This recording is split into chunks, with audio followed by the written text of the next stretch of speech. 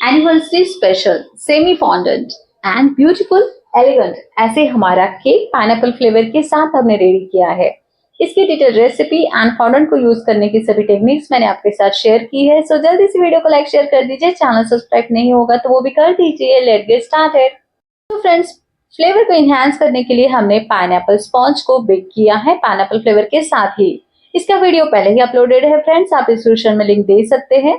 क्योंकि हमारा cake perfectly baked है एंड जाली भी अच्छे से आई है, आप देख सकते हैं। केक कटिंग की मेथड भी आप अच्छे से देख लीजिए कि हमें सेंटर पे हाथ रखना होता है, साइड से नाइफ बीच में से घुमाकर निकाल लेनी होती है।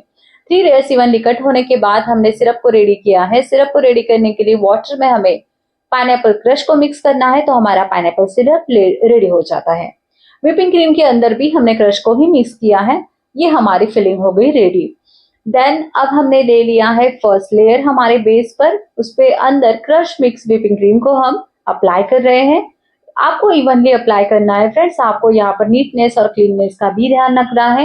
एंड देन उसके ऊपर हमने थोड़ा सा क्रश मिक्स किया था। उसके बाद सेकंड लेयर की बारी आती है, तो सेकंड लेयर में भी हमने व्हिपिंग क्रीम मिक्स जो क्रश था हमारा, crush mix whipping cream actual, उसे स्प्रेड किया है। उसके ऊपर थोड़ा सा क्रश ऐड कर स्प्रेड करेंगे और इस तरह से हमारी सेकंड लेयर भी हो जाएगी। फ्रेंड्स, यहाँ पर आपने नोटिस किया होगा कि मैंने सीजर के साथ केक का जो पार्ट आगे आया था निकलकर, उसे कट कर दिया है। कभी कभी होता है एक्सेस पार्ट आगे आ जाते हैं, आप इस तरह से उन्हें कट करके रिमूव कर सकते हैं। यानी आइसिंग करते वक्त आपको फिनिशिंग भी अच्छी आती है एंड जो क्रीम वेस्ट होती है फिनिशिंग के वक्त, फिनिशिंग करने के लिए वो भी नहीं होती है। देन यहाँ पर अब फिलिंग वाली जो क्रीम है उसके साथ हम कर रहे हैं क्रम कोट। फिलिंग की क्रीम आपको उतनी ही रेडी करनी होती है फ्रेंड, जितनी आपको फिलिंग को आप क्रम कोट के लिए लग जाए, क्योंकि फिर वो जो क्रीम होती है ना वो वेस्ट चली जाती है, इसीलिए आपको इस बात का ध्यान रखना होता है।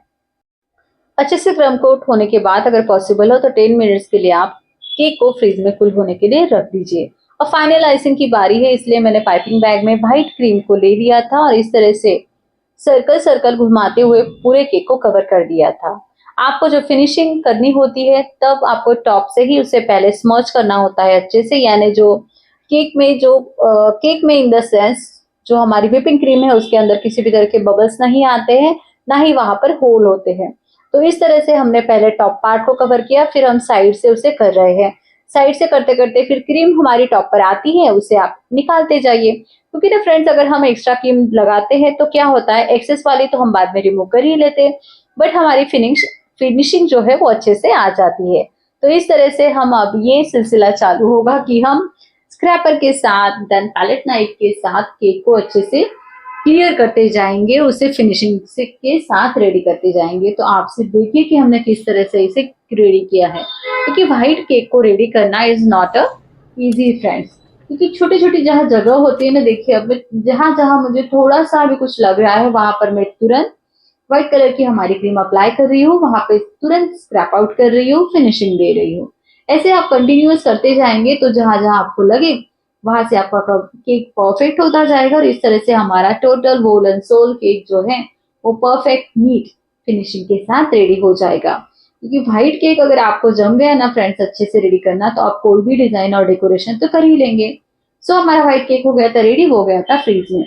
अब बारी आती है फॉन्डेंट वर्क की। तो यहाँ पर ब्लैक फॉन्डेंट को मैंने बेल लिया था, जो कपल्स का कटर आता है उस कटर के साथ मैंने कट कर इस तरह से कपल वाला फिगर रेडी कर दिया है। जो एक्सेस था वो हमने टूल के साथ रिमूव कर दिया है।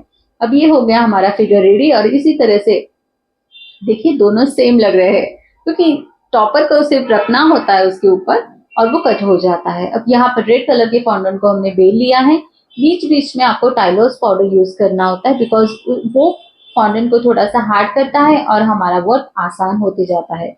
क्योंकि फॉन्डेंट बहुत ज्यादा सॉफ्ट और मॉइस्ट भी नहीं चाहिए, वो थोड़ा हार्ड हो तो केक पर अच्छे से रहता है। इस तरह से हमने हर्ट रेडी कर दिए हैं। अब बारी आती है लेटर्स को। तो यहाँ पर देखिए मैंने एक टेक्निक यूज की है फ्रेंड, जो आपके लिए बहुत ज्यादा हेल्पफुल होगी। फॉन्डेंट को हमने हमारे चॉकलेट के मोल्ड के अंदर प्लेस कर दिया है अच्छे से, और हमारे ये लेटर्स भी रेडी हो गए। इस तरह से हमें लगने वाले सभी एक्सेंट्स यहाँ रेडी हैं। और जो फॉन्डेंट के लेटर्स थे उनको मैंने गोल्डन कलर के ड्रिप के साथ कलर कर दिया है। बट ये करते वक्त ना फ्रेंड्स मुझे बहुत दिक्कत हो रही थी, क्योंकि वो चिप चिप स्टिकी हो रहा था बहुत, तो वो मुझे लगा कि मैंने सिर्फ डस्ट के साथ ही ये काम करना चाहिए था। और इस तरह से हमने गोल्डन एंड सिल्वर डस्ट का गोल्डन ड्रिप एंड देन फिर मैंने सिल्वर डस्ट का यूज किया था, और इस तरह से ये सारे फॉन्डेंट के एक्सेंट हो गए रेडी। देन अब बारी आती है उनकी ब्लेसिंग की। हमारा व्हाइट केक हमने फ्रिज से बाहर निकाल दिया, और अब यहाँ पर ये सब हो रहे प्लेस।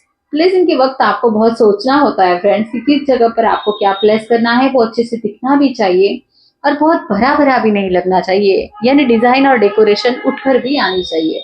तो इस तरह से बहुत टाइम लगाकर हमने ये डेकोरेशन किया था।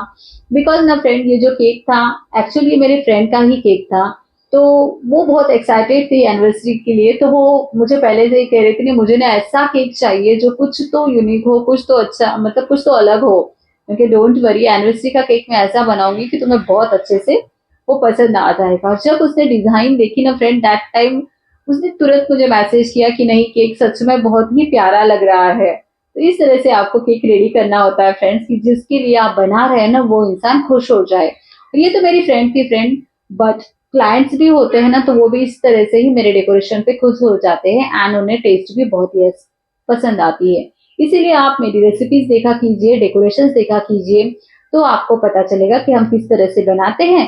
एंड देन आप भी ऐसा ही कर कर आपकी जो ऑर्डर्स है वो और इंक्रीज होते जाएंगे, क्योंकि आपके काम में अगर नीटनेस और क्लीननेस हो ना फ्रेंड्स, तो आपको ऑर्डर देने से कोई नहीं रोक सकता। इस तरह से हमारा ये केक हो गया ऑलमोस्ट डन। अब यहाँ पर हम कुछ स्प्रिंकलर्स को स्प्रिंकल कर देंगे, सिल्वर बड़े और छोटे वाले स्प्रिंकल्स मैंने यहाँ पर यूज किए हैं। इस तरह से हमारा ये एनिवर्सरी स्पेशल केक हुआ है रेडी। फॉन्डेंट को आपको फ्रीज में नहीं रखना होता है फ्रेंड्स, ये आपको ध्यान में रखना है, फॉन्डेंट को आपको बाहर ही रखना होता है। इसलिए केक डिलीवर करने से पहले जस्ट आप हाफ एन आवर पहले ही इसे प्लेस कीजिए और देन आप केक को डिलीवर कीजिए। अब इस तरह से ये वीडियो आपके लिए होगा बहुत ही हेल्पफुल, तो जल्दी से वीडियो को लाइक शेयर कर दीजिए। चैनल सब्सक्राइब नहीं किया होगा तो प्लीज वो भी कर दीजिए।